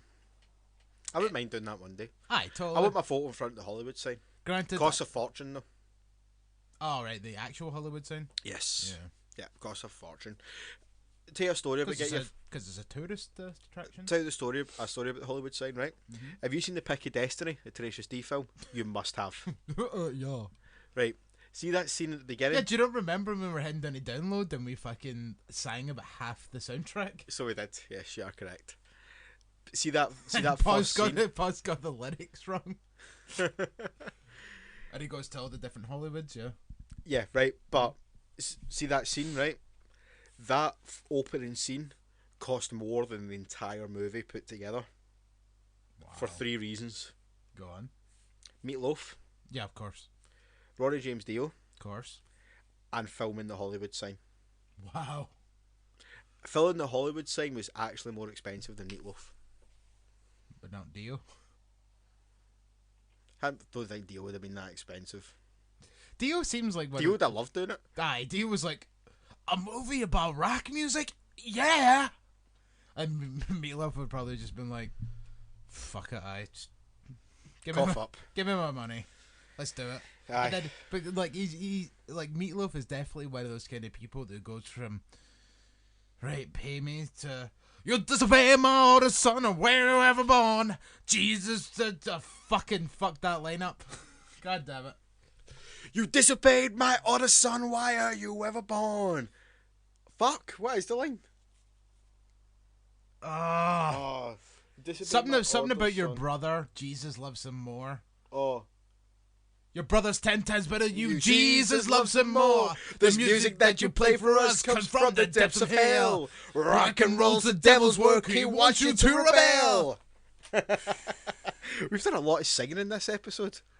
I've realised that I do a lot of singing in general. See, for someone that can't sing, I sing a lot in this podcast. Say that as if I can sing, man. Fucking. You can sing better than me, let's face it. You can actually hold... Like, you've got a bucket that can hold the tune. They're like, my fucking bucket's got a hole in it. The only song I can sing is a hole in my bucket, dear wiser, dear wiser. I would be interested to hear that back. I thought we were harmonising quite well there. Well, yeah, let's... So just right now, every listener's just like, no, you fucking weren't. Like, every listener right now, there's blood spewing out their ears because I've ripped their headphones out so quickly. We made the ears bleed. Yow! As we were giving them shit in the ear pussies. It's like... it's the ear period. With the Turning Heel podcast. Turning Heel podcast.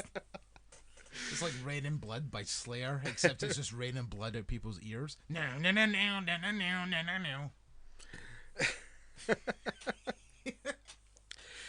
Very quickly talk about this next subject. Incredibly quickly. Because we've got other things to get onto. I am so fucking glad the South Pacific Power Trip are back in progress. Yep, so this is your thing. Please feel free to tell us. Right, for those that don't know, South Pacific Power Trip... AKA me.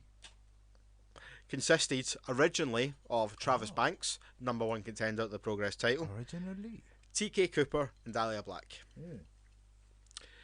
They're all from New Zealand. Which is not Australia. It's not Australia, no. They're all from New Zealand. And the working visas of Dahlia and TK ran out and they had to go home.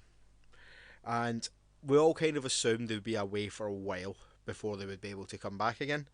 Not the case, because they came back at chapter 53, which was on Sunday, to even up the odds. So now we're going to be going into Alexandra Palace on September 9th, with the odds even, with it being Pete Dunne in British Strong Style versus Travis Banks and the South Pacific Power Trip. And I fucking cannot...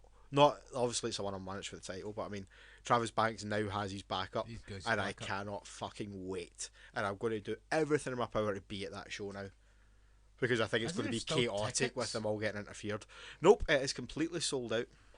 Fucking Progress gonna stop selling out so that I can come to one of your goddamn shows.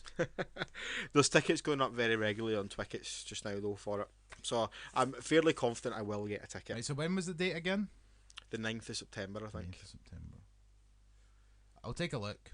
See if it works out that my my weekend works out. Maybe the 10th actually. It's either the 9th or the 10th anyway. But anyway, like If I'm going, I'll be going down the Saturday night. so it's like at work I get like Tuesday, Wednesday, then I would get the Saturday, Monday. So see if it works out that I get the Saturday, Monday, which means I'm off Saturday, Sunday, and Monday. Mm-hmm. I think I'll join you in the progressiveness. Definitely. Yeah. Definitely. I also believe that they may have a tag team title shot at Progress New York. Oh, I was just looking at a video. Like, obviously, I think we've talked about this before, but Jack Gallagher's going to get a UK title match at Progress New York. Yes, he is indeed. Forgot all about that. Yep. I think if there's a chance of them changing the UK title, like with WWE, it's going to happen at Progress. I don't think it was ever for a second going to happen at ICW. Bloody better not. Well, I mean, they could have, because at least Wolfgang was under WWE contract. And Trent Seven, actually. Yeah. So it could have, but I don't think it was ever going to. I think if they're ever going to do the title switch outside WWE, it'll happen at Progress.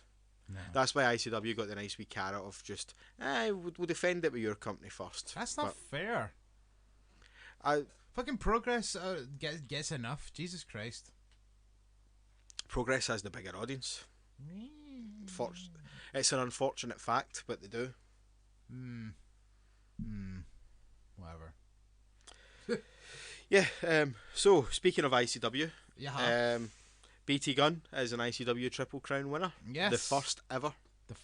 Not only is he the first Triple Crown winner, I think he's pretty much the Grand Slam of Scotland wrestling. He's won every championship in ICW, every championship in BCW, and every championship in PBW. Yep. We I mean, believe that to be correct, but we haven't actually fact checked it. But yeah, I'm pretty sure he has. I know for I'm 95% sure he has. Yeah. I'm about 99%. Like, Yep. I'm sure he has held. I know for a fact he's held the openweight title and the BCW heavyweight title. Because he held like all three tag titles at one point at the same time. Is he not still the BCW champion? Don't know. Yes, maybe. Because He had the the belt when BCW and the BCW and the PBW titles at the same time at one point, and I actually think he might still have them both. I'm not sure. Maybe. I mean, yeah, I know he had the BCW heavyweight title when he didn't defend it against Matt Hardy, and Matt Hardy won. Because I found that funny. It's like, oh, conveniently it's a non-title match so that Matt Hardy can go over. Yeah. That's the thing that annoys me about BCW though. I do really like BCW as a promotion, but when they do these imports, which they're the type of promotion that relies heavily on imports, but uses imports quite heavily, it annoys me they always put them in the main event. Yeah. And it's always for the title, and it's like, well, they're never going to fucking win. Alright, like that time Prince Devitt fucking faced Kid Fight, and as much as I love Kid Fight, it's like, really? Kid Fight just went over clean on Prince Devitt? Yeah. Bizarre booking choices. Like I said, I love Kid Fight to death, but like at the same time, it's like, wow, I wouldn't say that was a good booking decision.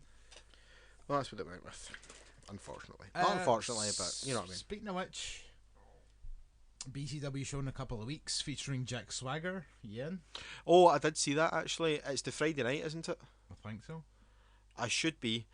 It's in September, am I right in saying that? No, it's the end of this month. Is it? Okay, I should be in then.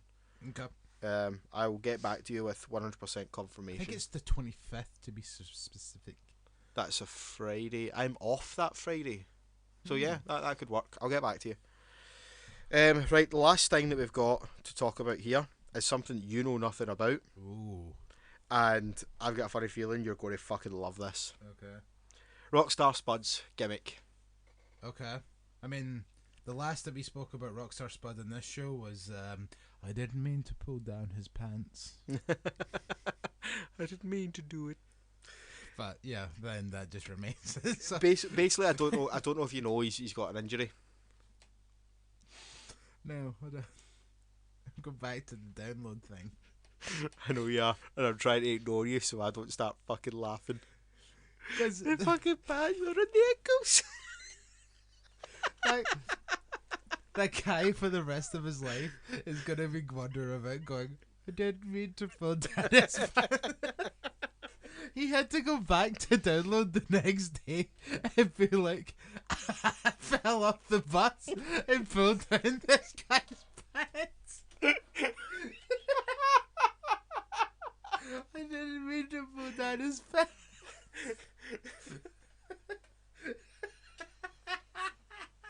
Those real pensioners will still be having nightmares about how fucking funny we found that. And that was only 3 months ago, and we still find it equally as funny.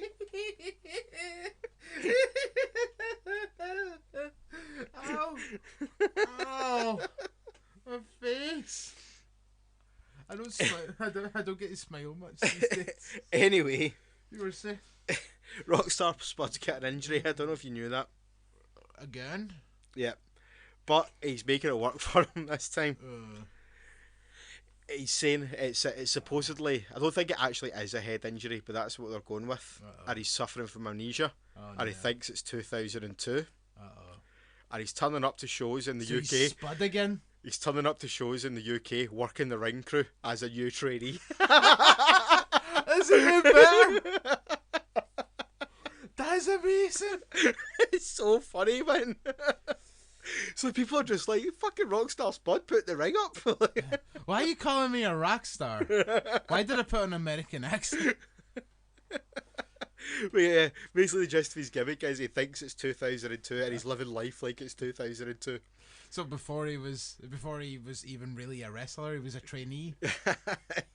So fucking, he's working the ring crews and doing the fucking running and doing all the heavy lifting at shows. So funny. But if that's the case, he needs to get his stupid fucking curly hair back. It's fucking fantastic though. It's like, if you're fucking injured, that's a cracking way just to fucking keep going to shows. But And being about and still keeping yourself relevant. Do you know this what I mean? can go so far. Wait, with him, like, I mean, I'm going to assume, like, obviously back in the day, like, he had a different moveset than what he did now. See if he goes back to said moveset. Aye. And like, it would be like, oh, making my debut tonight on Twitter. Rev Pro have been kind enough to give me my debut match in pro wrestling. And then, like, bring out a guy that he's faced, like, a ton of times, like Marty Scurll or something like that. Be like, yeah, First time ever. we've wrestled tons of times. Like, what are you talking about? This is my debut. I've never met you before. It's so fucking good, man. Just like, it was just one of those things where fucking all these pictures started appearing one weekend of Rockstar Spud doing the fucking ring crew, and then he was on Twitter and he was like, I'm not sure why people are confused. He's like, I'm just paying my dues as a trainee wrestler in the year 2002.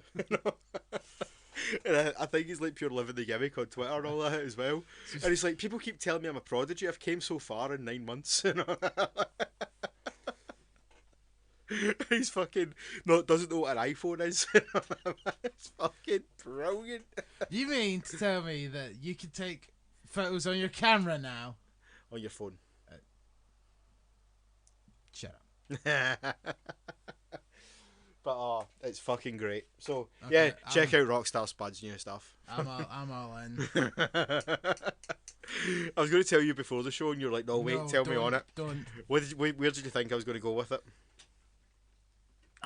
I'd really do. I don't know. I was pretty expecting something like, oh, he's gonna be.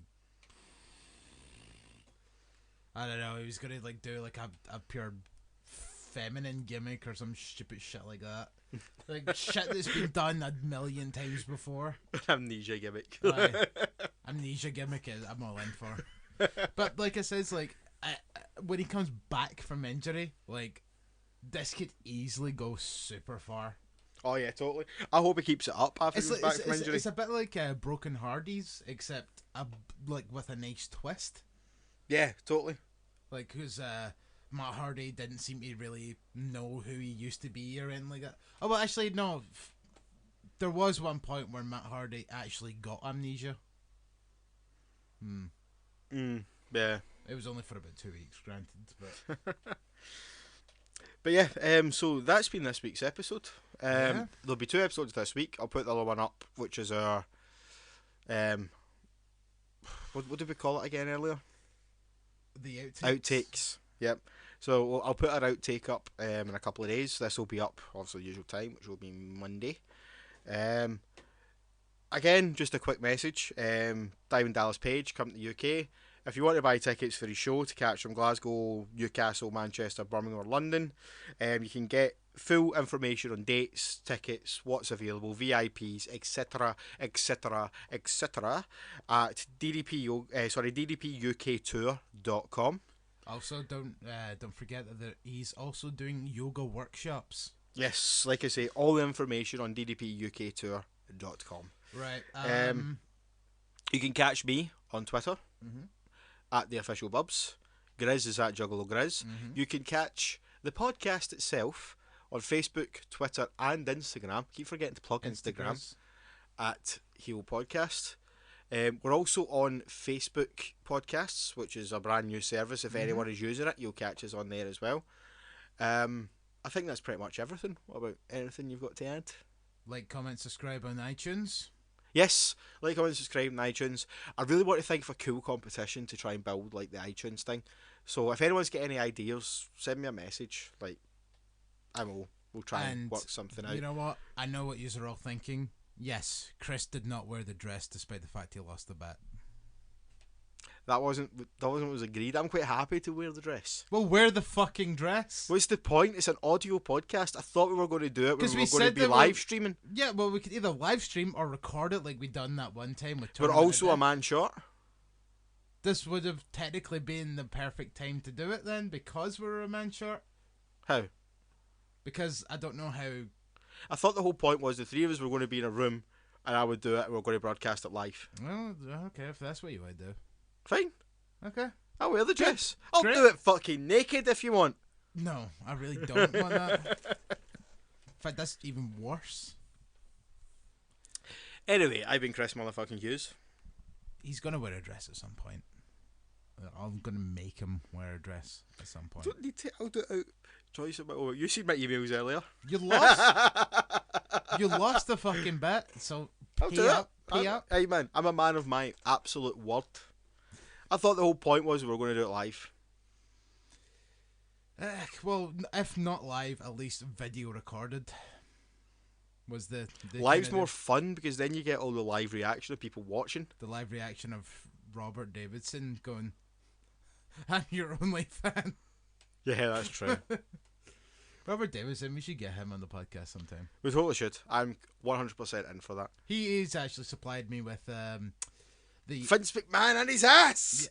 See, to be honest, there was only one episode, and do you know why? Because It's incredibly offensive and cringy. no, worse. It was gimmick infringement. What? Mr. McMahon and his ass was gimmick infringement on a series that was in Adult Swim. It was like a cop who was an ass. I can't remember his name, but it's something stupid. Assy I McAss always or wondered something why like that. Henry Sobrowski had such a fucking bad taste in his mouth about WWE. That'll be why. Why? Because Adult Swim clearly sued them. The channel that he does all his fucking TV shows for. Yeah. Your pretty face is going to hell. Yeah. You ever watched that? and also Last Stream on the Left as well. That's right, yeah. You ever watched any of those? They're quite entertaining. I really want to, but it's not easy because don't have Adult Swim over here. It's all archived on the website. Can you watch it though, even though you're out with the US? Mm-hmm. That's fucking interesting. I've done it before. Can you watch Your Pretty Faces Go to Hell as well? Not legally, but I've watched the first 2 seasons. Okay, cool. I knew you could probably get a hold of that through Materious Means, but I wasn't sure about Last Stream on the Left. Oh, there you go. I think the first season I can't find for whatever reason. I think they just kind of cleared it from the website. Anyway, this is all stuff we should talk about off air because Yeah, totally. Unless you listen to the last podcast on the left, you probably won't give a fuck about what we're talking about. Yep, totally. So But you should listen to it. he has been And listen to us. He has been Chris motherfucking Hughes. I have been the Griz. Ho! I met Super Crazy the other day. I forgot I mentioned that. Didn't you mention it? Did I? Yeah. No, I'm certain that... Was that on recording? Yes, we were on air when you mentioned it. Oh, okay then. See.